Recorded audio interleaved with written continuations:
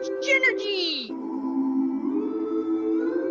Put in your booby rocks. Live your best life. Keep doing you.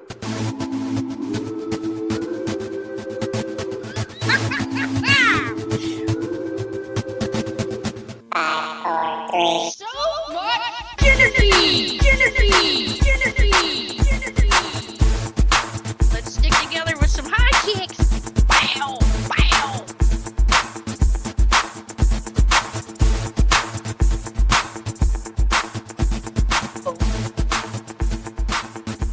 All right, everybody, welcome back to this episode of So Much Energy. It's me, Jenny McKinney, and I am here with my buddy Evan Pittfield. Hi, hello, fellow Jenniverse people. How's it going? Gen Z or whatever they are. How's it going? How's everything going? Oh, so great. Okay, before we get started, I have a whole thing of like cheesy jokes, literally. Oh my God. That's why I was laughing when we first got on here. So the question is, what does a house wear? Ooh. I don't know. A dress. Address. Get it? Stupid. All right. So I'm more of a PO box guy myself, so Yeah. I didn't really get that. But Stupid. All we right. got male, we got female, we got a lot of stuff. Yeah. Here. We got a lot of ailments. It's funny. Zoom just said, by the way, this meeting is being recorded. Okay. And then it has a button that says okay, and it's the only option. Yeah. Like So if it's you're almost not like okay. it's useless. It's like, yeah, I know that. I'm in Yeah. the meeting. I know Yeah. that. When we record with Ronnie Jones, who's my dad, he doesn't know how to hit the button. He can't find the button, so we gotta my mom has to get him set up on the. He's like, how do I get rid of this? I'm like, I don't know. There's only one option. Your mom's like, since we first met, he just can't find that button. It's For years. yeah. So everybody, tell our audience about you. So our audience is, I don't know, everywhere and anywhere, right? 0 to 150, I guess, is the age difference. Wait, 150? Oh my God, that's like a new record. Yeah. I want to meet well, that. I'm hoping like old. Oh, hello. I'm hoping like old tortoises or something listen to this show. I see. Yeah. I see. Yeah. So I guess myself, I identify as a male, Okay. which used to be obvious. Although my haircut is a little confusing, I guess. Sometimes people confuse me for a woman from behind, and because yeah, your hair, really, or you got swag, or yeah, what's going on? I got like the long, yeah. Yeah. I'm like a bad like '80s band that didn't quit yet, I guess. Okay. I use it to my advantage sometimes because it doesn't upset me, but it upsets everyone else, which is kind of weird. Oh. Like I was at a restaurant with my friend, and it was just her and I. Yeah. And I guess our waiter was coming to the table, but from behind me. So I guess he just thought it was, a few gals having fun. Two ladies having lunch. Yeah. And so I love to mess with people. It's just all I ever do. Yeah. And when you don't care, it's even better. And so it's like he came up and he goes, "Hey, how's it going, ladies?" But he had said, "How's it going, ladies?" like before he got around. Yeah, I was a little too confident, and saw your facial hair and went, "Whoa, yeah, I'm confused." I was just like, "Hey, how's it going?" And he said, "Oh my goodness, I'm so sorry. I had no idea that you were a man." To which I responded, "You still don't know that." Yeah. For sure. What? Did you check? And he's like, and I'm like, "No, it's totally fine. Just maybe give us like a free appetizer." Yeah. And he's like, absolutely, and for me again, I didn't care, but I was like, it's if when someone else cares and you don't, you could exploit it. Yeah. And so I'm male. My name is Evan. If you haven't figured out already from my jerkness, I'm from New Jersey originally. I'm one of those. Are you? Okay. Yeah, I usually say that, and then everyone responds, "Sorry for your loss," but Gotcha. Yeah, I'm originally from Michigan, and I'm in Tennessee. very cool. So, yeah. Ah. A lot of people are like, "Are y'all from Canada?" No, I'm not from Canada. I'm gonna punch you right in that maple leaf. You're like, yes, just as the map says, Michigan, Canada. I remember it like it was yesterday. I'm actually, true story, I'm a little blurry on us. So origin story-wise, for the viewers too, I need your help here. We must have met somewhere in comedy. So at night, I do stand-up comedy and music. And so you and I have either met through comedy or improv, and that's, I think. And that's, just in the Facebook group. I think we've only been Facebook friends this whole time. Gotcha. Yeah, so I'm good friends with Don Garrett. Yeah. Okay. Yeah. So I met Don, oh gosh, I had listened to one of his podcasts and he talked about being out here in Johnson City, and I'm like, I gotta call this guy. So I reached out, and then he was on the podcast, and then we just became like Insta buddies at that time. I love Don. Him and I are good buddies as well. Yeah. Such a cool guy. Yeah, he's super cute. Yeah. Oh, and then we went to see, so when Chris Rock was redoing his thing at the Comedy Zone in Charlotte, Don and I went with our friend Jen. So we met over there and had dinner and stuff, and went there. Yeah, it was good. It was fun. I was there actually. I don't know which show you were at. Oh, really? Oh, I think we were at the earlier one, maybe like the 7:30. I think I was there too. Yeah, because apparently, I think he had did like 2 entirely different sets. So gotcha. Okay. Yeah. It was good. I thought it was really good. It was funny. At one point, I think he was like, "Hey, let me try this again," which I thought was awesome, just to see like somebody that big, come out, and then it's just like basically like a conversation. Like you're just seeing him on stage and like practicing. It was crazy. I loved it. It was good. Good. Yeah. Yeah, I've done comedy. I've done the Comedy Zone a few times, like their little battles and things like that. Well, yeah, met a lot of really cool people out that way. So the company I work for, the corporate location is out that way. That's why I'm out there. Not as much now, but I was before. Gotcha.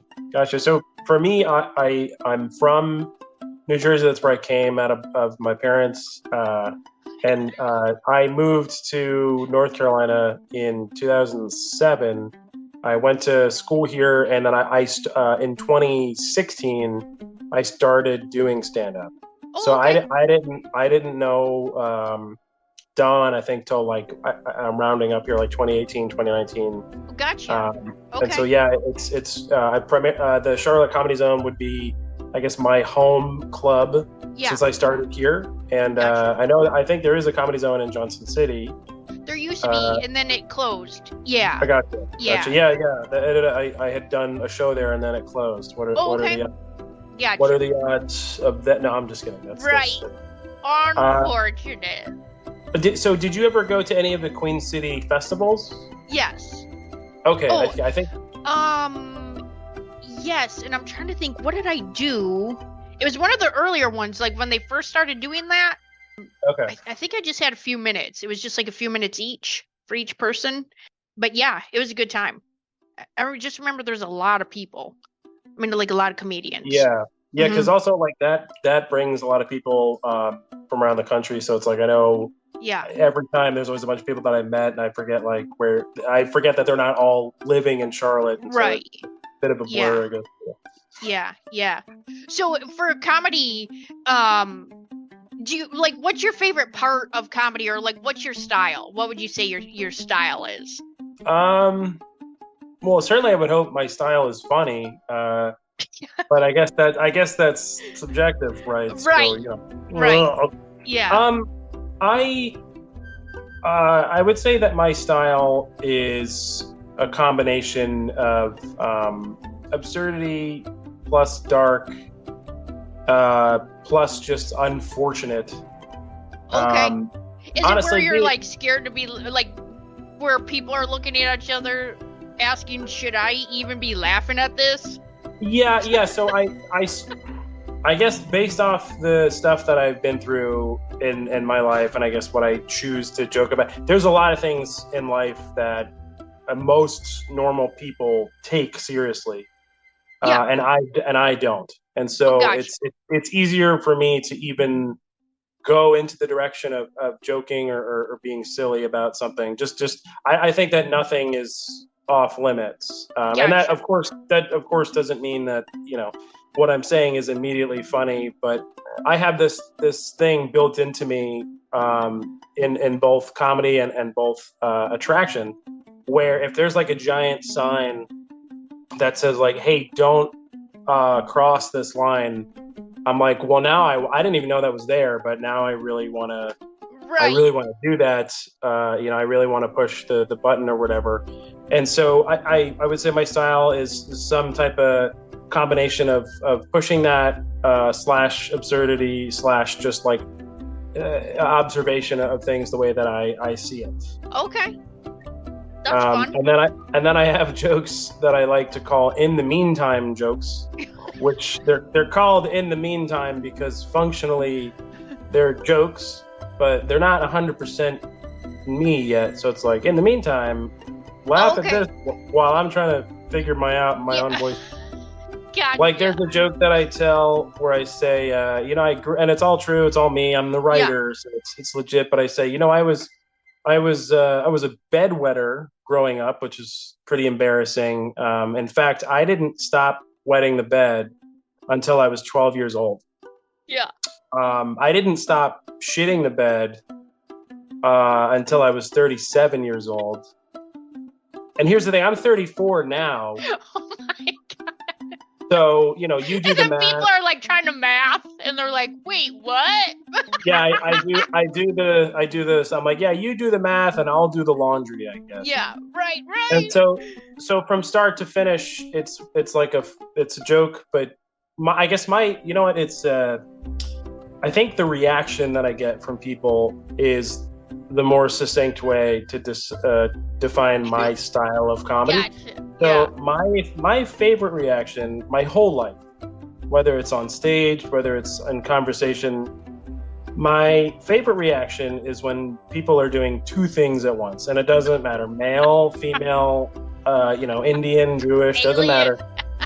My favorite thing in the world are when people are laughing, but they're also shaking their head like they're like, what?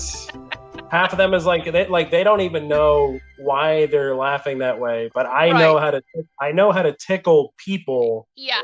And they're both like happy and ashamed that it works, and they'll start off like with their arms folded.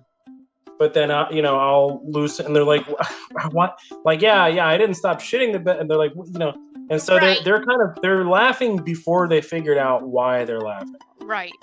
Which I don't recommend this style to anyone else. You probably want to have a style that's funny while you're alive. You probably don't want to let want to let time pass. But for me, it's like. Some people will catch up and some people won't, and so I just like to throw a bunch of stuff and mess with people, and gotcha. I love that reaction. That's amazing. I love that too. There are people that I've dated that, again, I'm just a clown all the time, and so even in ways that invite attraction, and so there will be things that I'll say like in the heat of the moment or whatever, right? And I'll get that same reaction where they're like, "Why do I love you?" And I'm just like, "That's the best." That's so good. It's my favorite, where they're so uncertain, but they're so purely there. Yeah. And so at least that's what I'm trying to. That's what I try to go for. There's probably a word for that, but my articulation is failing me. So. Gotcha. No, that's okay. It's funny that you bring up bedwetting, because I talk about a bedwetting story in my comedy stuff too, where my sister and I shared a bed. So when we were growing up, we shared a bed to make more room for activities, right? She's 5 and I'm 12, and so because we had about a 6-7 year difference, and then she was a bedwetter. Well, I didn't know that. That's probably something I needed to check into prior to committing. You know what I mean? And I did not check. This was a pre-existing condition. Pre-existing condition, not informed. I was not informed. So go to bed that night. Next thing I know, I wake up and I have like pee all over me, right? And so I've seen this movie. I've seen this movie before. Yeah. Right? So then eventually, because she's in kindergarten, she gets lice. And that's terrible, right? And so she gets lice while I didn't get it. And then I realized it's because I had pee on me. And so I called that urine luck. Urine. You get it? So when you hear people say like it's better to be, pissed off than pissed on, or you're like, yeah, I 100% agree. At least when you're mad, there's no lice. Yeah. And you know what's really funny now? Both her and I are both hairdressers now. Like we're cosmetologists. Well, I mean, to be fair, you know what to look for now. Right. Have you ever had a client that has like a little bit of lice, and you're like, do you wet the bed by any chance? No. And they're like, holy shit, how did you know that? Right. No, but I just thought of a really funny add-on joke to this. It's like, it'd be, let me think about it. Like, in it, to win it, a knit, like the little lice. You could tell people, yeah, I grew up with a waterbed. Well, not originally, but it's a waterbed now. Yes. Yeah. Even the lights were like, I'm getting out of here, man. It's really soggy. Oh, man. I love when I go to the grocery store and put like 2 gallons of water up on the conveyor. And I had one of them fall off one time and I yelled, hey, my water broke. And like everyone's running over. And then they're like all disgusted, kind of like shaking their head and laughing at the reaction you're looking for. But I was like, hey, get out of my business. You know what I mean? Like, I just yelled, my water broke. There's one guy like when you said you were all wet, I didn't know that's what you meant. Anyway, good luck. Yeah, right. Oh gosh, good stuff. Just trying to make Food Lion more entertaining. We're trying to, nothing fun about checking out. Yeah. Awesome. So what do you do in addition to comedy? So I'm a stripper, and I'm not a very good one. So no. So during the day, I live a bit of a, I guess, a triple life. So during the day, for food and for money, I am a software engineer. So I do like computer programming. Gotcha. And then at night, I do comedy and music. Okay.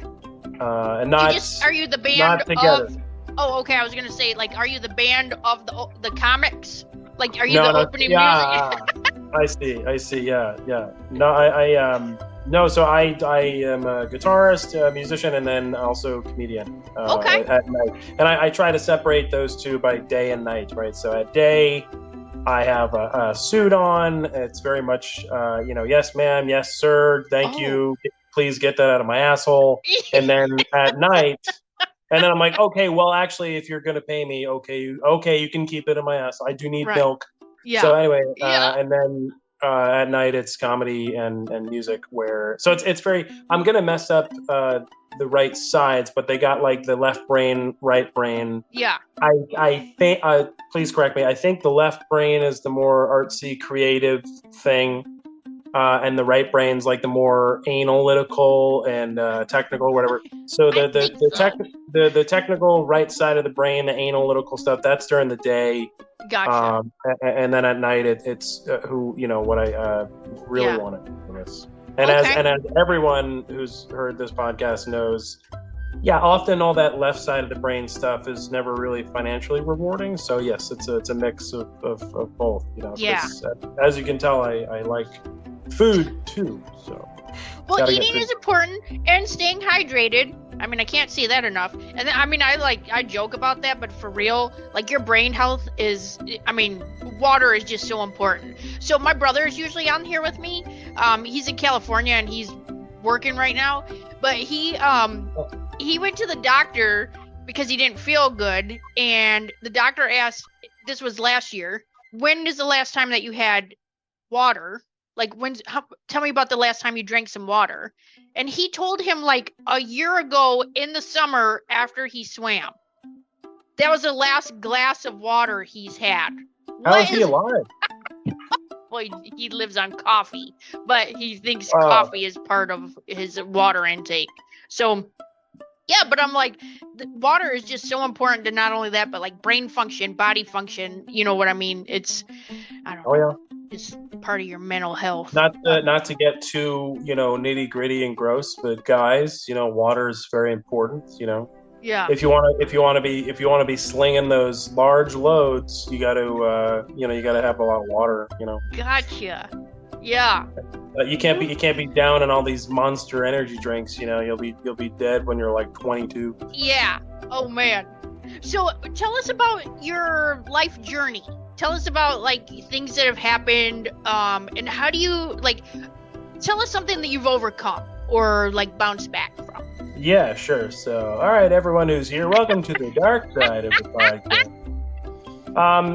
So I'll obviously start with recent-esque events. Okay. I don't think anyone wants to hear about that challenging test that I had in third grade. Right? Oh, probably not. Yeah. No. And I really want to paint this picture well, but my memory's kind of messed up, so bear with me. Yeah.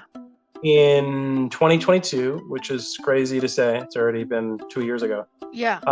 March of 2022. Oh, sorry. Hold on. I'm not. Okay. Let me paint the picture again. So the theme of the question is, what is something that I have overcome? Yes. And so it's a series of events that I overcame, but they were pretty close together. So in my life, it's all just one big diarrhea. Yeah. So in September of 2021, my ex-girlfriend of 12 years 12 was like, yeah, I'm done. And I was like, haha, real funny. And she's like, no, really, like I'm done. I was like, okay. So quickly packed up my stuff, put things in storage, and I was like, all right, I guess this is not what my life. All right. And so moved into where I am now. And then 3 months later, my cat, aka my best friend at the time, passed away. Goodness. And so cat died, which is not, most people might be like, yeah, whatever, it's a cat. But for people who've had cats, they're like your best friends. Yeah. And also that was like kind of, that cat grew up with my ex and I. So it was just a shitty time for the cat. Yeah. So the cat died, and then a little bit less than 3 months later, I died. I was walking in a crosswalk. I was actually headed to a fellow comic buddy's house to hang out. And while I was walking in the crosswalk, I actually got ran over by a car. Oh my gosh. Yeah, and so that it was. I mean, I got hit on the right side. Yeah. So there's a whole bunch of things that I broke that I didn't even know the name of. I still don't. I had to write it down. I know that it was a fractured tibia and fibula and a fractured scapula, because those were the things that I had to mainly focus on in physical therapy. Okay. But then there's a whole bunch of other broken stuff like L1, L2. I thought those were buttons on a PlayStation controller. Turns out they're like in your body or something. Yeah. And so it was just a really, and so I was, that was the first time in my life that I died for a few minutes and then came back. And it was the first time in my life that I was a patient in the hospital. Mm. If that makes sense. I mean, I had been there to visit, other family members and stuff, but I don't like that whole middle section where, like, after I got ran over versus when I wake up in the hospital, obviously super blurry. You could think of it as like a deleted scene. Someone just like, nope, you're not going to see that. Yeah. But waking up, it's a trauma save. Like, I think that saves you from not being able to access that. You know what I mean? It's really, it's interesting that you say that, because I've tried really hard to remember that. Yeah. And of course, everyone around me, including the doctors, are like, don't try to do that. Why would you want to do that? I'm like, well, again, it's like a piece of my movie that I didn't get to see. Like, I mean, I'm already like over it. It's not an exciting time, but I don't want to not, I don't know. It's, and of course, as a comedian, like, I was already immediately, making jokes or whatever. And so it's like, so it was really hard. It was, I would say, the night is young, but I would say it was the definitive rock bottom for me. And again, it was not only a dark cloud, but a very quick, very small amount of time. Yeah. And so it was like just when I thought I was able to even dream about catching my breath. Yeah. Just like, I was getting very religious. I'm like, look, if you are up there, like, could you fucking give me a break? Like, right. Can you go mess with someone else for a second? Like, my ass hurts, please. And so was there ever? Oh, I'm sorry. I have a quick question. No, was there a time that you felt? I mean, I know it probably felt as if you were like, you kept getting kicked, right? Like this and then this. And those are major life events. Even just one of those things is a massive life event. And so when you keep getting kicked, did you ever feel that this is trying to get you on the right path? Like maybe all along there was, you were on a different path and just things weren't good. So this had to happen to get you to somewhere else? Or there's a lot of ways that statement is very true. And so I would say that the perfect example of what you just said is my health. So it's pretty embarrassing to say, but when that accident happened, I was 32. I'm 34 now. Okay. And so yeah, no, I wasn't really taking wonderful care of my health. Gotcha. I was 295 pounds, or okay. I don't know what that is in kg. If you have any European, maybe. But yeah, it was. I mean, I was. It was neglect, and of course, with comedy, as a lot of people know, most comedians' salary is free alcohol and chips and beer, and it's like, all right, okay, and again, it's I need to eat. Yeah, and it's nighttime too, right? So forget about hydration, forget about good. And I'm not blaming anybody, but like I didn't take any measures to improve or even really start. Yeah. I mean, it was pretty funny. Like literally about until until this accident, like I didn't even know what all the vitamins were. Gotcha. And I still don't, but like. Yeah, most people like would be taking care of these things. Most people would be, Right. And it was a real.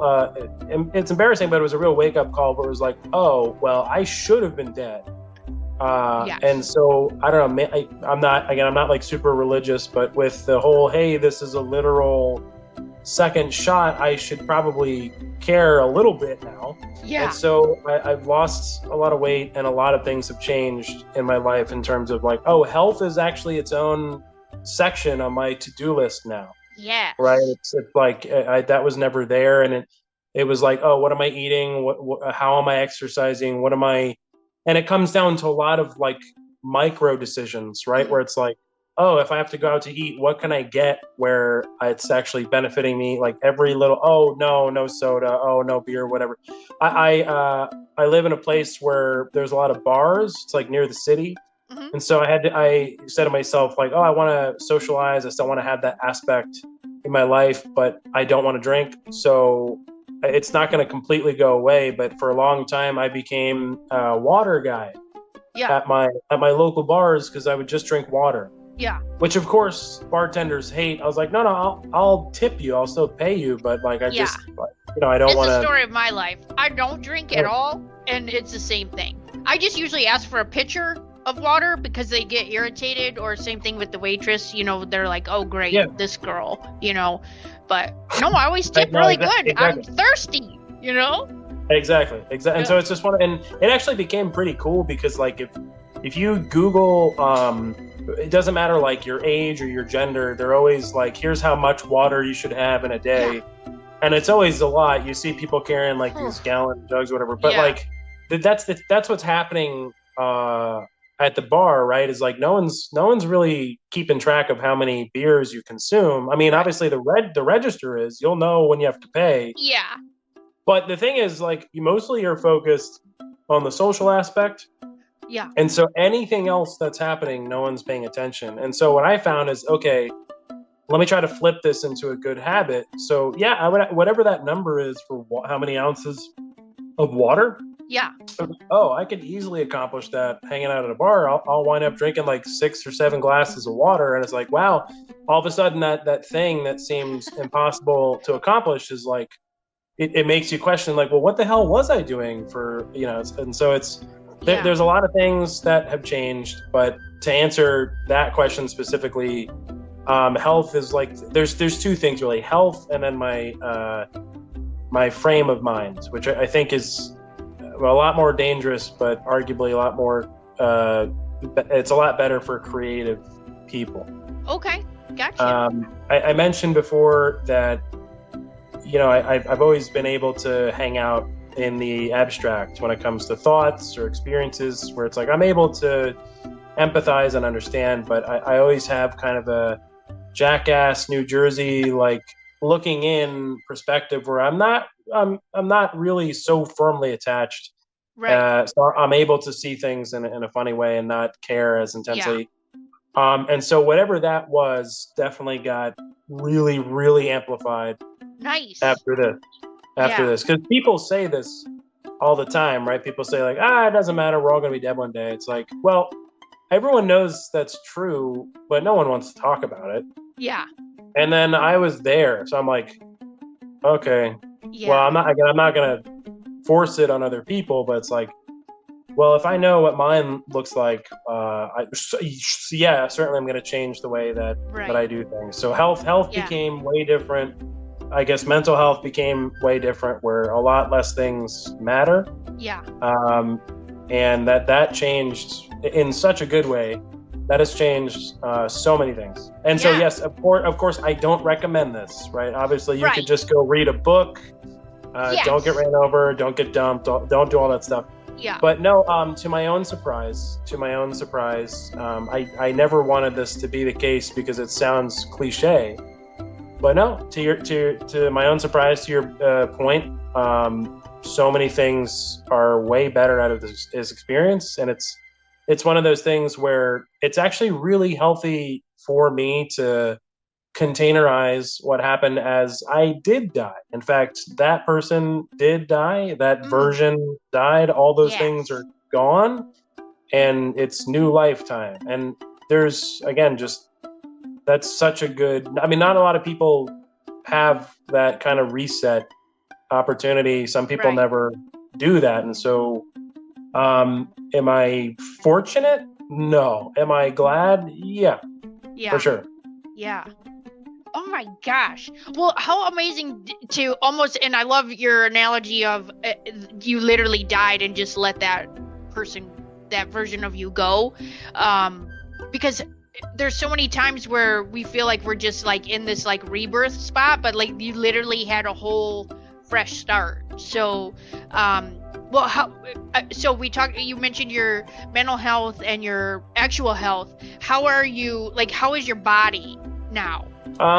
So health has gotten better, because again, through recovery, I'm like, I should actually go to the gym, or I should actually stop eating as much as or stop drinking, whatever. So overall, I believe health is better.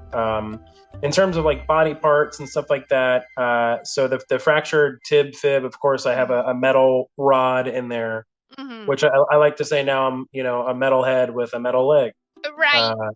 And so I'm really, really committed, And so, otherwise, scapula hurts sometimes. It like, if you ever like go to sleep wrong and it kind of like hurts or whatever. Yeah. So for me, if that happens, that pain is a little bit more focused in this area, and it lasts longer. That, like, what used to be kind of a like one day, whatever, suck it up, go to work. Like a 2.5, 3 day, like, type of thing. Yeah. That was really interesting, or at least funny to me. So I'm righty, and everything broke on my right side. Oh gosh. And I literally could, like, when this broke, I couldn't move my right hand. Oh gosh.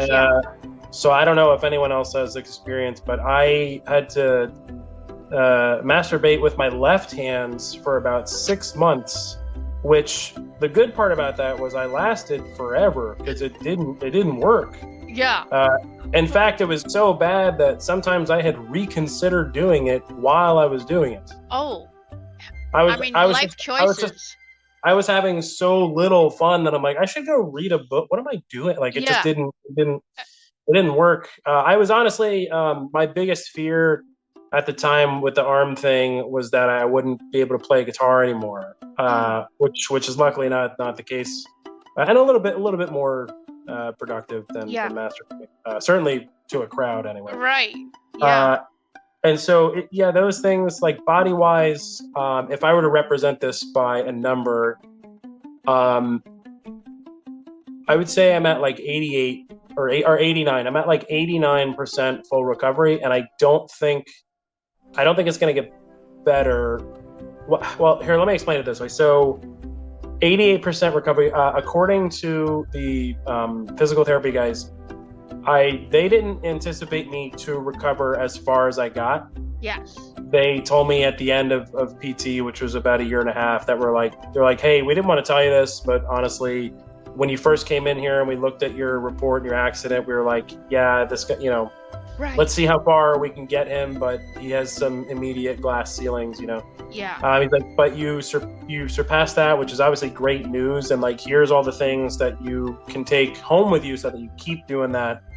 And the way that it's been described to me is kind of like, with the scapula, for instance, it's like that the normal that I used to have, I don't think that I'll be able to return to that, but I'll have to go extra hard at certain workouts to maybe get close to that normal. You know what I'm saying?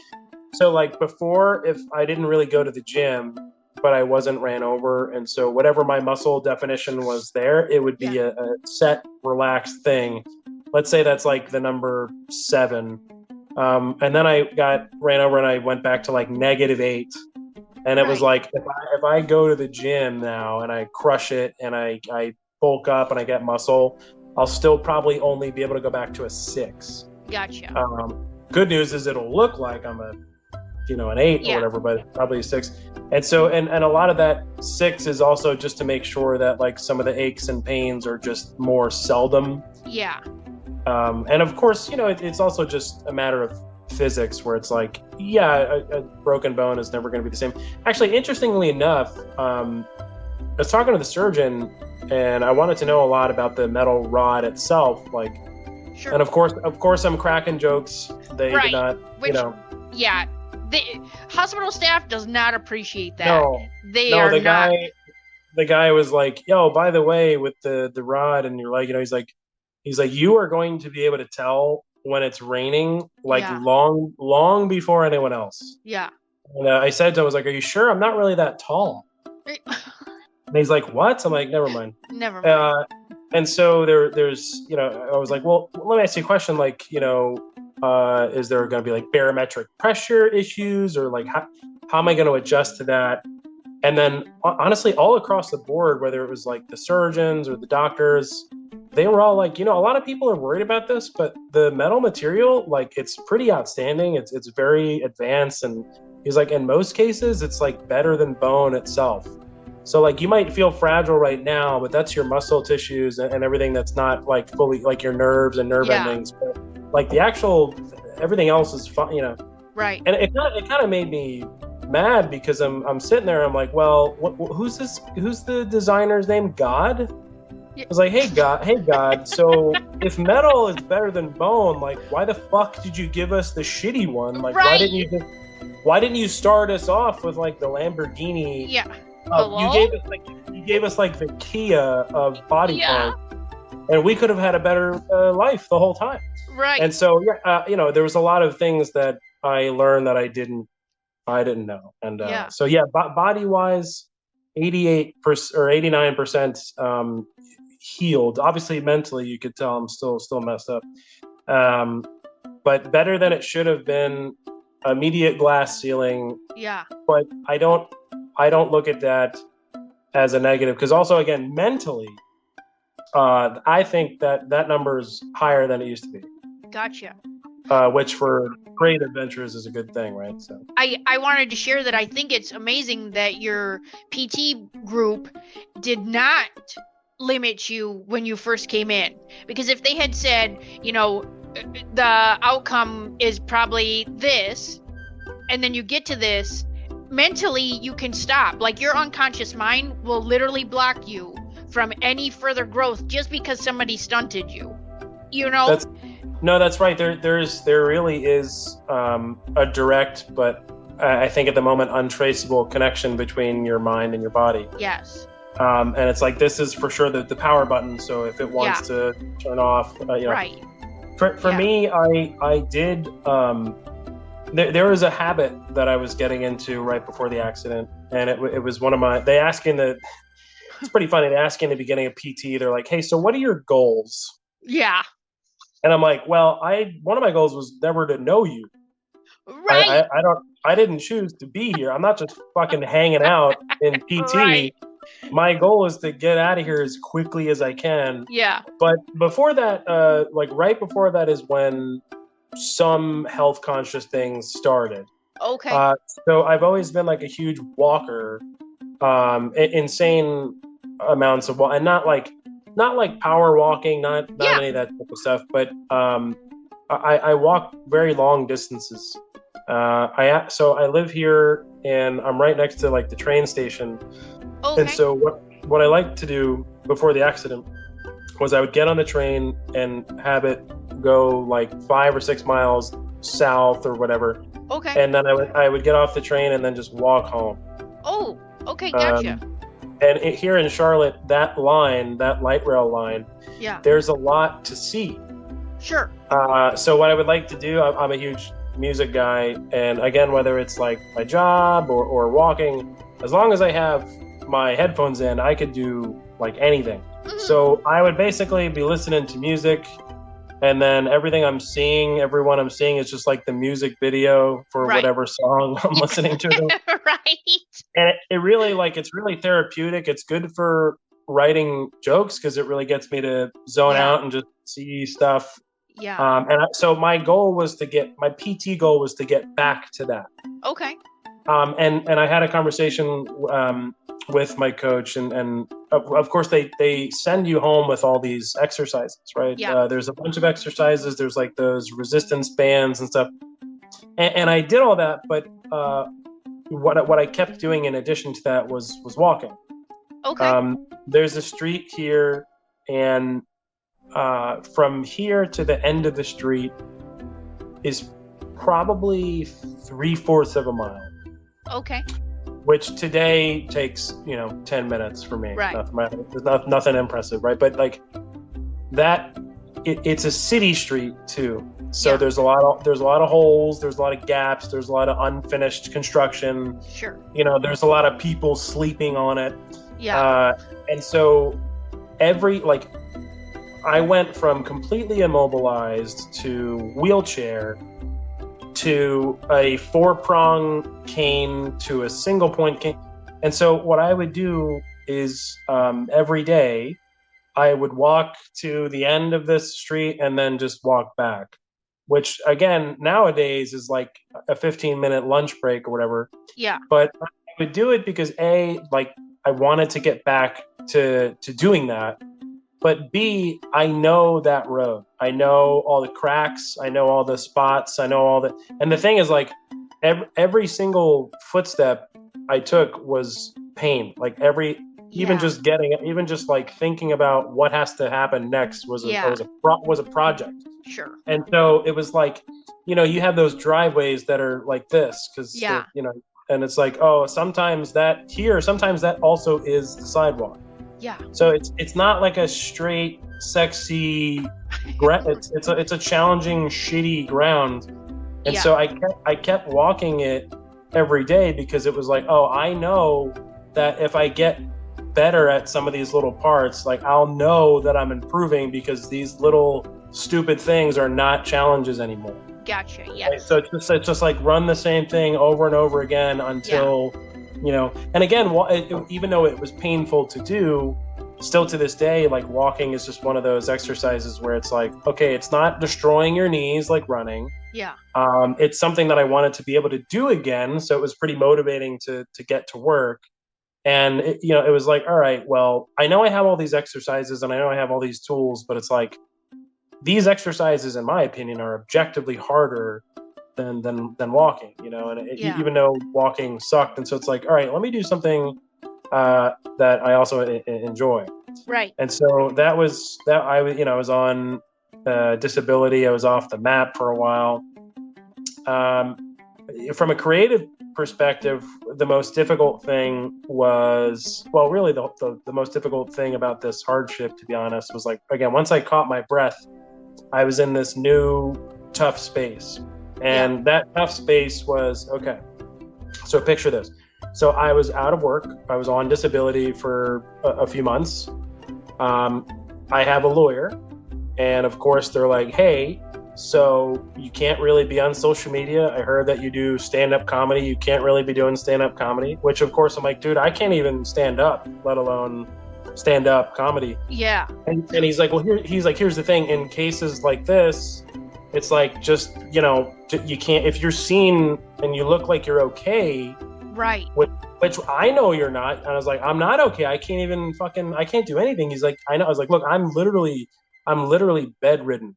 Yeah. Like, do you have no worry? I can't, other than the walking with a cane, like a 75-year-old Quasimodo. Right. Like, there's nothing going on. But so what was painful was that, here in my quarters, I have all of my creative stuff, right? So I have all my music equipment, I have all my jokes, I have cameras where I film funny stuff. Yeah. And it was like, oh, so I'm both physically not able to do anything and just not allowed to do anything. So it was a very interesting, shitty prison. Yeah. Where I'm like, it's a very much like you could see, but you can't touch life. And again, like, although that's already hard, it's like, imagine, your viewers, imagine being like a creative person, right, where your whole thing, it's like someone saying, hey, there's all your sewing equipment and you're not allowed to do it. Yeah. And so that was the new low for me, which it was like, well, I was like, I know I'm in pain, but I can't just lay here the whole time. Like, that's not. So that was really tough. And so you had asked like how I overcame that. There are some good things actually that came out of that. One thing that was really good about that was slowing down. Yeah. Which I didn't have a choice. I literally got slowed down in every way, shape, and form. And that's difficult for me because I think a lot of people can relate to this. During a normal day, whether, I'm at my job or I'm whatever, up here, and like, I'm just operating at a very fast level. Right. And it's not a brag. It's just like, you have to operate at a fast level nowadays to just kind of survive. Right. And so what I noticed, I didn't have this experience until I got really, really, really slowed down, is that I didn't really spend a lot of time appreciating things. I mean, I thought I did. I mean, I was certainly convinced that I did, but it was really when I got slowed down to like 2 BPM that I was like, oh, wow, I really appreciate flat ground. Non-challenge. Oh, whoever built that really thought about this. Or like, oh, wow. Like a woman that had a baby in her arms, she held the door for me. Yeah. And I was like, oh, wow, you're really going out of your, like, oh, I really appreciate, oh, wow, I really appreciate being alive. Oh, yeah. Wow. And it was like, it took me to like really, really slow down the speed to even like gain that ability. And so still to this day, I will do activities, whether it's like, I took up Zen. So they have like, they have something they call Zazen, which is meditation adjacent. Okay. And so I'll take part in activities that get me to slow down, because so much came out of the appreciation that I was like, oh, I don't want to lose that. Yeah. Going forward, I was like, man, I was having a great life, but also I was missing out on things that were embarrassingly right in front of me. Yeah. So that's a good thing that came out of it. And then another good thing that came out of it, which this is a shameless plug, is I created my new social media account, which is Naan Cents. I thought, okay, well, I can't be in public, but let me make an alias. And when I'm allowed to be, then I'll go post videos. And also, like we said, that previous thing died. Right. So I don't want to do that anymore. I want to be, so it's a play on words, which I always use. Nonsense, like the bread, naan, and then cents. And so it looks like Naan Cents to some people. Yeah. But it's a play on words, and it's also a warning of all the content that you're going to see. Because again, a lot of people are like, "What is this? Oh, it's nonsense. That's the brand." Actually, yeah. It's a very honest approach, and it also wound up being a huge benefit to my professional life. I'm sure, as you know, living a mixed life, it's like, sometimes you really want everyone at your job to know that you're a comedian, and then sometimes you realize, oh, well, that was a bad idea. Yeah. And so now it's kind of like it's like hiding in plain sight, where I'm actually not hiding or advertising. It's something else. It is. It's just, it is what it is. And I really enjoy it. And obviously it's still me and all the videos and everything. There's nothing really secretive about it, but it was like, this really gave me a nice, like, frame to dictate where I'm at right now in life. And weirdly enough, I don't think I was creative enough to come up with that without everything that happened in my life, which is kind of silly to say, but it's the honest truth. So a lot of good things came out of it, a lot of healthy mindsets. And again, there's many other ways that you could do this in life. You could just go to the gym. You don't have to get ran over like I did. Right. But so I guess better late than never, they say. Yeah. And I can totally relate to I can't relate to getting hit by a car, but I've had spinal surgery twice. Oh. So where they like take a piece of my vertebrae out to get to the front of my spine. Oh. And so they gave me 50% chance he would paralyze me. And so I opted for the 50% he won't. And I told him, don't get drunk on Tuesday because my surgery was Wednesday, right? And I told him, and you can't sneeze when you get in there. You know what I mean? But yeah, I know exactly what you mean about how it's all a choice, right? Like you had a choice when you're in the hospital that you can just kind of give up, and you could have it could have been so much worse had you not had a mindset shift, right? And realize that it is a choice. Yeah, and I think there's another like really magical. I'm wondering if you could kind of. So I'm guessing you had like friends and family that were there with you when you were getting your surgery or after to help take care of you. Yeah, I mean, I was married at the time. Yeah, I'm married, and I had a baby to take care of when that happened. Oh, okay. Yeah. What was that like? Yeah. Oh, it was crazy because I had to wait for her to walk before he would do the surgery. So I was trying to shove her fat little self into walking, and then she walked real late, but she eventually walked. And then but I had a toddler that was walking as I had spinal surgery. So it's funny that you had mentioned physical therapy, because what I found is I would get in there and try to be a hero. Right? Like, yeah, look at me. I'm on the bike and I can do like level 3. You know what I mean? And then the next time I'm like, oh no, now I have to do a higher level because I just did level 3. So like I screwed myself every time in physical therapy because I'm trying to be a hero. Like I'm out shoveling snow and I got staples in my back, and like it just is stupid. I mean, stupid. But I think I was 20 or 21. Oh no, I must have been 22 or 23. But still, young. You know what I mean? Our bodies are way different. If that happened to me now, it would just be a totally different experience. But yeah, I know what you mean about the mindset and all like the physical part of it. But even now, there's a lot of people who will say, I can't believe how positive you are. And, I don't know if I could overcome that. Do you have people saying that to you? Yeah, I mean, it's yes and no. So there is a my speed of articulation was way better before the accident too. There is a reaction that I get from people that I got really, really hard then, and that I still kind of get now. And again, I equate this as a huge positive. Yeah. Because I've never been afraid to be myself. Mm-hmm. Obviously, you can relate to get up there and do comedy. You don't really have a choice. Yeah. But there's always been like a gap. There's always been a gap between what I'm doing / what I'm presenting, and if it is truly received or if it kind of falls on deaf ears. Okay. And part of that's my fault. I don't really make it easy for people, but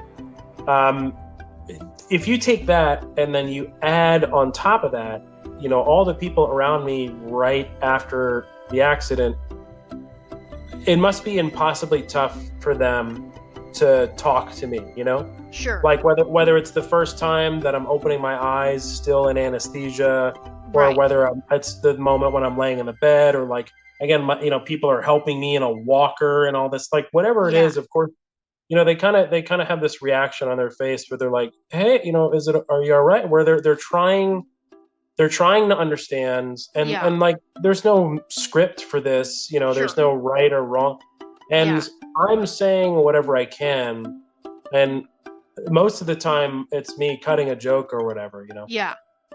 And it's weird because, like, you got to picture this, right? It's like people are like, hey, is everything okay? And I'm the guy that got ran over, and I'm cutting a joke. Yeah. Right. It's not exactly like a hero thing, but it's very similar to what you were saying, where you're like, you got staples in your back, but you're out there still trying to be as Jen as you can, where you're like, look, I know this is shitty, but like, I'm actually ready to move. Like, come on, I'm fine. But I had people, my family, my friends, just the list goes on, whether they were really, really close or really, really far. Yeah. I had people who would have this very frightened reaction to speak to me because, again, it's stressful for them. Sure. And then upon my silly response, they would say, like, hey, you can't really be doing that. Like, now is not the time to be funny. Really? And it did this thing to me where, although the settings are different, right? I'm not on stage right now. I'm in the hospital. Yeah. Although the settings are different, I'm 100% certain that what wasn't different was me. Yeah. I mean, I was different in my bones. Obviously, some of them are gone. Yeah. But it's like it blew my mind because I'm like, hold on, how is it possible that I'm the one affected by this? But I can still take this not seriously, and it's actually somehow affecting you more than it is me. I'm not saying these jokes to make you laugh. This is how I look at the world. Yeah. And it's like, I'm not trying to ignore the problems. I can't ignore the problems. I can't even walk. But in the meantime, I just want to only be myself forever. Yeah. I don't want like that. But I couldn't, even some of the closest people to me at that moment couldn't access that, even though it was right there. And again, like, their priorities are care, right? It's the darkest time of my life. I'm in pain. So their mind is in what most of the population would probably consider the right place. Right. But the theme of a lot of the stuff that we talked about in terms of what was better and how my life improved, from a mental perspective, I chose to define with the word departure. There was a lot of departure. Yeah. Whether it was in relationships, friendships, whatever ships, where it was like, it was in that ships. Yeah. It was in those moments. It was in those moments where I realized, I've actually spent pretty much my entire life going above and beyond so that people really understand me. Mm-hmm. It was a gap. It was always a gap that I was like, I really want that gap to be as minimal as possible. I want people to see where I'm coming from. I want people to understand why would I make a joke at a time like this? Right. I wanted people to be like, well, that's Evan or whatever. And the change or the departure was detaching and departing from thinking that gap is a problem. Mm-hmm. In fact, I've taken a total 180 where it's like, you know what? That's a good gap, actually. Yeah. And in fact, I don't care at all now if people don't get it or not. It's just like, well, there's just the surface. Yeah. And then there's me. Yeah. And I'm gonna keep being me, but if it never makes it to someone, it doesn't matter. In fact, having that gap is crucial because it's like, well, actually, you know, there are certain sides of people or of me that like I want to be reflected, and then there are certain sides of me that I don't mind if they're reflected, but they don't seem to get through, or I'm not good at articulating it. Yeah. And so like that was a huge gain for me mentally, because it was like I didn't even know that I was clinging on to that. I didn't even know why that was so important. I don't know where that started, but I was like, oh, well, make no mistake, if I'm mentally able to, the next time I get in an accident, which is hopefully never, I'm still going to be cracking jokes. I'm still going to be making people laugh.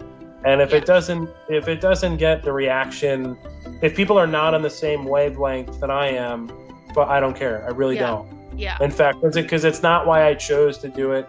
It's not what I enjoy about it. It's very much just like, look, here's what it is. And if you don't like it, I got to go. Yeah. And so, but it was fun. A lot of material came from there. There's this one point where I'm in bed. And my mother is she's so smart. She was like, look, hospitals are great, but make no mistake, every person that walks in this door is a bill. Yeah. You will get a bill for every person. And she was right. She literally to a T, she was right. We were like, oh, there's Dr. And so this one guy came in, and he's like, hey, you know, my name is whatever his name was. And he's like, I'm actually, I'm a psychologist. I'm here to like make sure that you're okay up here. Mm-hmm. And I'm just like, no, it's my leg, you know. I was like, you could, you know, they're like, if the bone came out, it's down there that I'm fine up here. And he goes, no, it's just, you know, this is just kind of protocol. And I'm like, oh, cool. So just because it's protocol, all right, whatever. So he's like, so what we're gonna have to do is I have this test, so I'm gonna have to ask you like a few questions and do like an evaluation just to make sure everything's okay there. And I'm just like, hey, look, if you got somewhere else to be, like I'm fine, man. Like I know where I am. I'm in this hospital. I'm at this address. I'm at this place. Like, look, A, B, C, D. Like, we're good. Right. And he's like, but again, you know, it's just protocol, so I gotta do it. And part of me is like, what if the protocol said that you have to like fuck the patient up the ass? Like, what? Just because somebody wrote it, you gotta do it. I mean, it's written here. Yeah. I wouldn't want to, you know. But so anyway, he's reading the things. Like, okay, so for this first test, I'm gonna tell you two things, and then you have to tell me what they have in common. And I'm just like, oh, okay, dude, all right. And he's like, so we have guitar and violin. And I was like, oh yeah. I was like, those are both words. And he's like, and again, he laughs, but kind of shakes his head. You're like, you're my perfect audience. Yeah. And then like after like the laughter dies down, he then like goes back to very serious face, and he's like still looking for the right answer. Yeah. And I'm like, what are you doing? He's like, well, I can't, you have to answer the question. And I'm like, dude, I just made you laugh. Yeah. Like if I made you laugh, I'm fine. But that's I just didn't do the test. Yeah. And I was like, okay, they're both musical instruments. He's like, okay. Like he couldn't continue. He just like broke down. Yeah. And I'm like, dude, I should be testing you for mental health. This is bullshit. Like this shouldn't be. So again, it's like that's just me all the time. Yeah. So he could not process like what is. Oh, sorry. I was. What's happening, right? Like he had to have it like per protocol. His brain couldn't even process. He was like over in his left brain land, and was like, "Oh, I can't check the box." It really gave me a lot of insight. Yeah. It's like, I'll try to phrase this the best I can. It gave me a lot of insight to who I really am. Yeah. And then it also gave me a lot of insight on how to be more quick at figuring out like who are the right people for you and who are not the right people for you. Yes. And I figured out a lot of the people that I don't really want to spend any time with anymore are the people that ask me a lot of questions that begin with the word why. Oh, yeah. Because again, like a lot, I would tell people this story and they're just like, why would you be joking in the hospital? And it's like, we're done here. We're breaking up. It's not gonna work. It's like it's not like I'm not gonna explain, and then all of a sudden you're gonna be like, oh, I get it. Like it's just the thing. I think you should call this your gap year, because now you're finding your gap, and then whoever's like doesn't jive with your gap, then they're out. Correct. And again, it's healthy for everyone because it's like, well, if I learned anything really valuable, it's that time is limited, and so it's like, hey, let's not waste each other's time. I might get ran over tomorrow, so I'm not really trying to, not. And so again, to my own surprise, just so many positive things came out, and most people. You were asking, like, do people say that to me about, like, I can't believe how positive you are. I don't know that anyone's, like, verbalized that, but I've always been more of, like, a silly, cynical, I guess more negative leaning person than a positive. So it's definitely shocked a few people that I've come to some of these, let's say, newer conclusions and stuff like that. So, to answer your question that you asked, like, 30 minutes ago. Sorry about that. Yeah. No, it's okay. I mean, it's still a question. That's awesome. I love too when you did talk about the actual gap though, because I feel like that's how I feel about meditation, because it takes from here to here and it like clears out the space, and that's how meditation is. Yeah. Do you meditate? Oh, every day. Oh, very cool. Very cool. Yeah. Do you find personally that there's like a time of day that like works better for you, or? So I do it usually. I wake up usually about 3:30 every morning, just because of the dogs. Wow. Yeah, and then what I'll do is I'll just put on like meditation music. So I'll fall back asleep, but I'll wake up about 4:30, and then I'll do a guided meditation until 5:30. Oh, very cool. Okay. Yeah. So I listen to meditation music for an hour, which technically I don't think I'm sleeping. I'm probably sleeping, but then I usually listen on YouTube, and then the commercial comes on and give me an aneurysm. So you know what I mean? That's a good point. That's the word. That's not the time for interruption. That is not, and I feel like that should be against the law. That should be a protocol. That should no commercials during a meditation. Right. When will the protocols benefit us? Right. Yeah. Yes. So yes, I feel like meditation, because just in the world in general, there's so much going on. And I feel like it allows me to hear my own voice, like to hear my own self.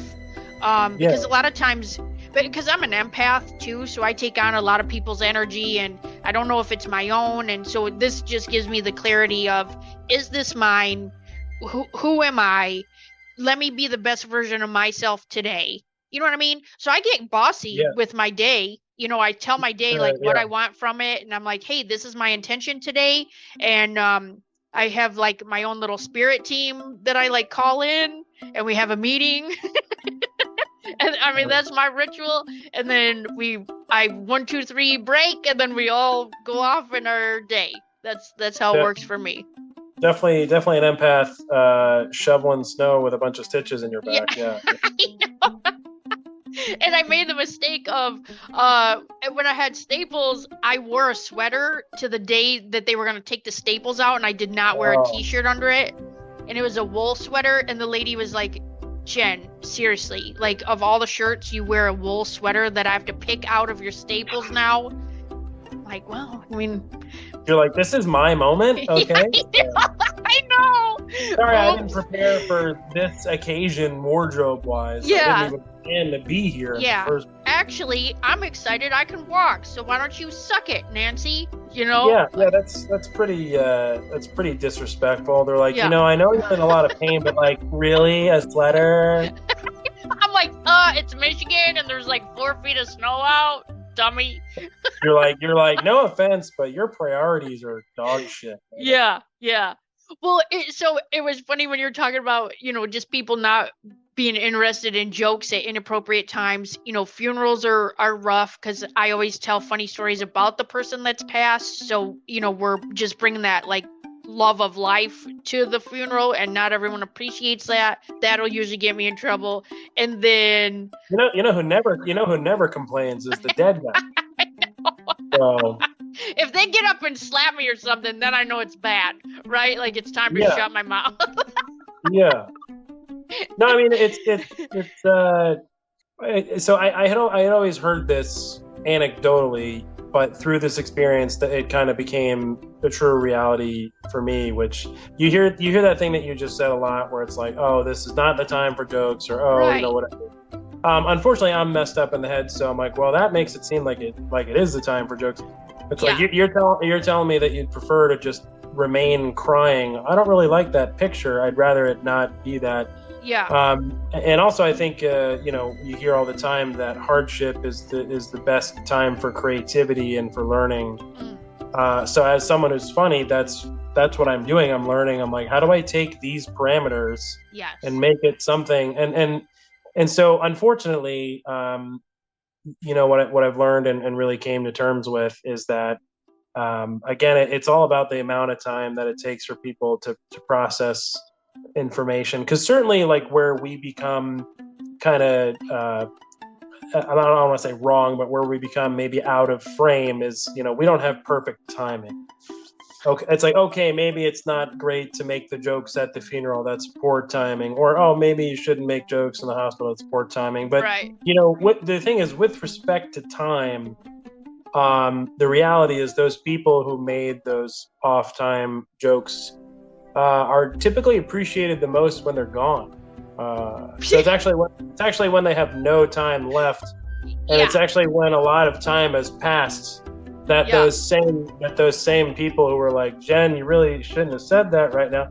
A lot of those people go, man, I fucking miss Jen. Remember how she, it's right. So it's kind of like, we don't really get to hear those compliments, unfortunately. And so I just, you got to keep rolling with the punches. And I think too, it's when somebody else is uncomfortable, they have to push their uncomfortableness onto you, which is like, hey, you're making me uncomfortable and I want to shut it down, right? Instead of, I'm uncomfortable, I'm going to move somewhere else, right? They have to like steal your thunder and then, let's shut it down because I'm uncomfortable in what you're doing.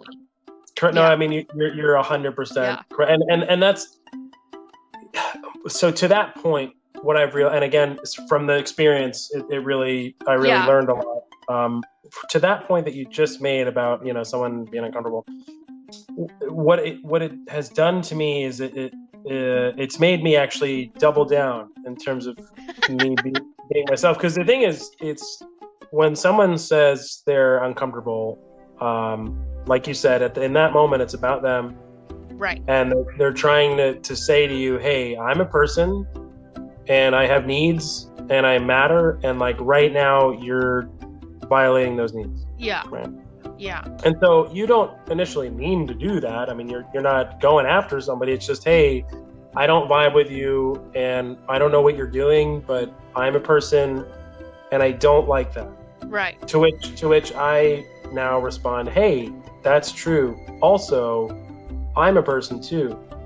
Yeah. And so what's actually happening is it's a filter technique. Yeah. Where for whatever, whether it's, for friends, for dating, whatever it is, it's like, look, it's not all about you. It's not all about me, but you should be you and I should be me. Right. And so what happens every time I'm myself? Let's say that there's a group of 10 people, because 10 is a sexy number. Let's face it, that 10 is the number. If you don't like 10, get out of here. No, but so like if there's a group of 10 people, I'll say something, right? Yeah. And 9 of the people, or 9.5, if we're taking height into consideration, 9 will say like, hey, I'm really uncomfortable. Yeah. And it's like, okay. What's your names? Okay, Fred is uncomfortable, Mary is uncomfortable, Jeff is uncomfortable. Okay, cool. But there's 1/10, let's call it Jen. Oh, look, Jen's not uncomfortable. Right. Hey, it looks like we have a lot in common. We should be friends, and let's this is a way faster approach to having a good life than going to each one of them individually and be like, do you like what I'm selling? And like, no. It's like, oh, that's weird because I'm not only making you uncomfortable, I'm making this person comfortable. Yeah. So, well, hey, look, you go that way and I won't make you uncomfortable anymore. And I'll go this way and we will have a great time. And it's what happened to all those coexist bumper stickers? Let's do that. So it's a way, it's like, oh, well, I'm not doing anything at people. Yeah. So I don't think there's no shame because there's no crime being committed. And so, it winds up resulting in a much, it's like a speed dating approach to just meeting people who are like-minded. Yeah. I like it. It's a good way to, like you said, filter out, weed people out of your life and just make the best of all the moments. People like to say, the guy's an asshole. And it's like, well, there's 8 billion, so. Yeah, right. I'm going to keep rolling the dice, man. The odds are in our favor, actually. Right. So. Right. I'm not an asshole. We're just not meant to be. So bye. Yeah. So I'm not coming after you, but just stop talking to me, Yeah, we're breaking up. Oh, I didn't know we were together. Right. It's a mutual thing. Yeah. I actually had to tell a lady one time, we were Facebook friends, there was some other stuff taken advantage of, and I just messaged her and I said, look, we can't be friends anymore. I'm spiritually growing, and that growth is about me, and it's not about you, because then she can't argue with it. And she's like, well, if it, and then she just sends me this whole paragraph, and I just delete. You know what I mean? Because I just told you it's about me, but then people want to argue with how you feel, which is crazy. That's a good line. People want to argue with the way you feel. That's such a good line. Because we've all been victims of that. Yeah. But that's like the most fortune cookie succinct way to say it. Yeah. Yeah. It's like you're saying, hey, I feel warm, and someone's like, no, you don't. And you're like, oh, okay. What? I'm the author. What do you mean? I don't. Right. You don't get to tell me what to do. Well, I didn't know you know so much more about me than I do. What else? Yeah. Tell me what else. Am I gonna Right. Yeah. Awesome. Well, Evan, it's been super fun chit-chatting with you. I'm super excited for your journey. I'm sorry that, those things happen. And at the same time, I'm excited for your growth, your bone growth, your rod growth. You know what I mean? Your mental health. I'm super excited for that. Yeah. You said rod growth. I'm like, I don't know. I mean, the growth for your bones, non-bones, whatever's happening over there. I'm just going to quit with that. But I appreciate it. Wait. Before you go, I wanted to say a personal thank you to you because I actually have, if you don't mind, have a recording that you sent. Okay. And I think it would bode really well to play it on here for your viewers. Okay. So Jen sent me this recording. So actually there's one kind of precursor to this story that people should know. Sure. So and this is silly. So there was a moment that I was barely awake. This is I don't know, post-surgery, but I'm still super anesthetized. Okay. Everyone sounds like the Peanuts, just wow, wow. I'm just all drugged up, whatever. Yeah. And in the 2 minutes before I pass out again, I decided to take a selfie of me in the hospital bed, all broken and stuff, and post it to Facebook. And I said, like, well, apparently I got ran over. It's funny, like the Facebook post still has like a bunch of spelling errors. Like it's me trying through anesthesia. Right. And anyway, that's how anyone figured out that anything even happened. Yeah. And so I think it was you saw that, and so while I was in the hospital, you sent me a message, a voice recording, and the voice recording was, of course, accompanied by a very nice letter, and it was meant to keep me in good spirits and to keep my faith up and to make sure that everything's okay. Yeah. And it really meant a lot to me, and I'm so grateful that you sent this. And it's funny. It's definitely Jen. Yeah. And so I want to play the sound clip real quick. All right, ready? Let's see if this works. All right, I thought I'd send you a good old laugh to keep in your pocket when you need it.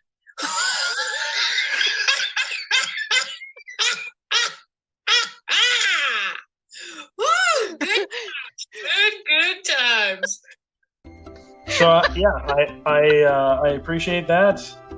I think what's really funny about that is, again, as you mentioned in the beginning of the podcast, I don't think I've ever met in person. No. So it's always been like friend of a friend, and it's always been just like, comedy, funny, something. Right. And so right before I pressed play, I was like, what could this be? I didn't have any reference or any expectations. I was just like, wow, I really appreciate all the love I can get right now. Yeah. And I played it, and that came out, and I was like, it just made me feel like happy and like loved. Yeah. And then it also made me feel like I don't think I've ever put that much effort into me trying to love someone else before. It made me like feel like I need to go back to the emotional gym and get better at expressing myself, because that was like really intense and heartfelt and silly. And I was like, I'm sure when I tell someone something like that, it's very bland. It's just like, hey, feel better, kid, or whatever. Yeah. But yeah, that was like very, very good. And I was like, man, I need to get better at expressing emotionally. I was like, hopefully I can sound like that one day.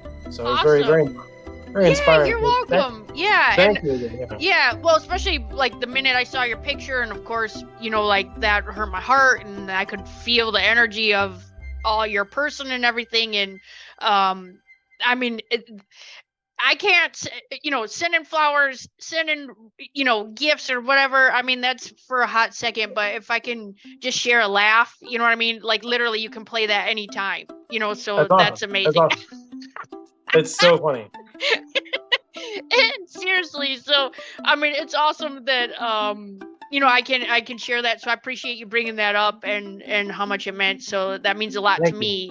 So I appreciate that. And it's crazy that it was 2 years ago, and we're just meeting now, which is funny, crazy, but yeah, it's awesome. I really do appreciate it, and I appreciate this. Thank you for having me on. Yeah. And it's funny. I'm sorry it took so long. I just all of a sudden I can't even remember what I was doing the other day, and I'm like, hey, something was like, hey, you need to have Evan on your podcast. And I was like, okay, I'll do it. So that's when I just messaged and was like, hey, let's do this. Nice. No, this is awesome. I like the setup that you got going on there. Is this like your office, your bedroom? Yeah. So this is it's our spare bedroom that I use as an office. Yeah. Very cool. Yeah. Very cool. So yeah, I got all my rocks, all my good juju stuff, and yeah, it's a good time. Very cool. Yeah. Very cool. Awesome. Well, where can people find you? Yeah. So my address is.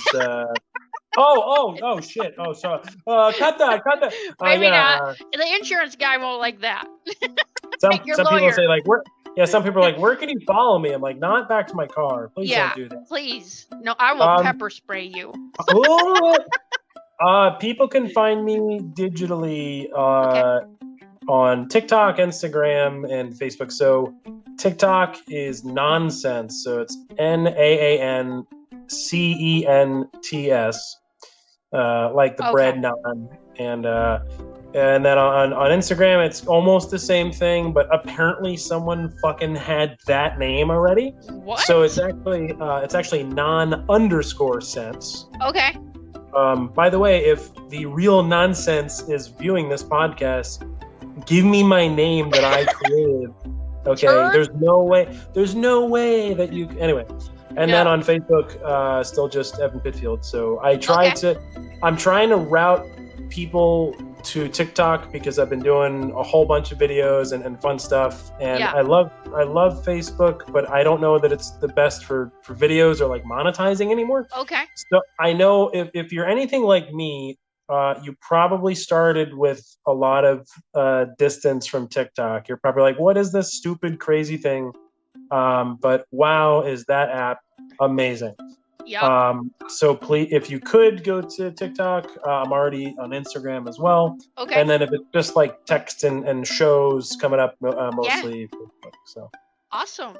Yeah, I'm super excited, and I'll put all your links in the show notes here, and then have people reach out, and especially if you're in the Charlotte area, make sure you check them out, and keep in contact with them, and you don't have to be a stalker. I'm not saying that, but like just. I mean, you don't have to be, but it would be much appreciated. Yeah. Please and thanks. Awesome. Okay, well, I'm sure we'll talk to you again, and I'll keep checking on you too. So just keep on being awesome. Thank you again for all this, and I really love the invite. So, and I will play the recording for forever and always. So thank you. You're welcome. Okay, we'll see you again soon. All right, see ya.